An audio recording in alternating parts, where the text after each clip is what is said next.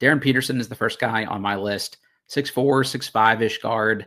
I think, this is a dude that would instantly just kind of jumpstart the Wizards from a talent perspective.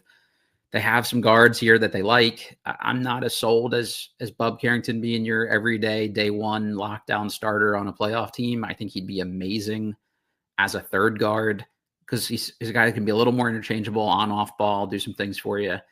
If Trey Johnson is locked in as your scorer, he's not the biggest dude, so having another playmaker with size next to him would be great. And if that's your 3-guard rotation, however they shake out, whoever the starter is, I don't know, maybe Bub looks like a lockdown starter here in year 2.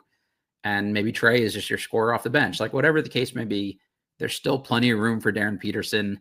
The first time I mentioned this, a few people responded to me like, well, they already have Bub and Trey. It's like Darryn Peterson is so good that it just doesn't matter, right? Like you have to take a guy like that. Again, big guard. He can play both guard positions.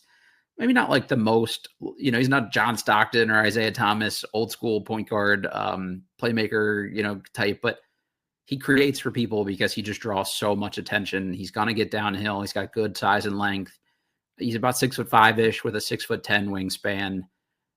Pretty good shape, physically put together. Like he's not going to look totally out of place at Kansas this year physically as a freshman. I think he'll be able to hang with the Big 12. And I think that'll be a really good test for him going up against the Houstons and the Baylors and the teams like that are going to have good wing or guard defenders to put on him. So I'm looking forward to seeing what he can do.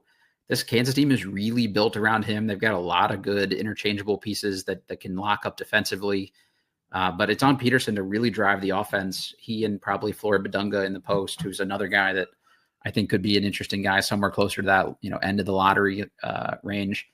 Peterson, the question mark is going to be the shooting for any of these lead guards. Like, is he Ja Morant, where he's a low 30s kind of shooter, or can he get himself, much closer to 40%? In EYBL, he was a 90% free throw shooter. So the touch is definitely there, but he was low 30s, like 31% from 3. And I think a lot of that is just shot selection, the sheer volume of them he has to take in a high school offense. People are clogging the paint against you. It's just not like clean offensively. So I think on a slightly better spaced out college floor, we're going to see much more about what a real shooter he is. He's got some work to do as an off ball catch and shoot guy, but that's not going to be the bread and butter for him. So we'll see what that looks like.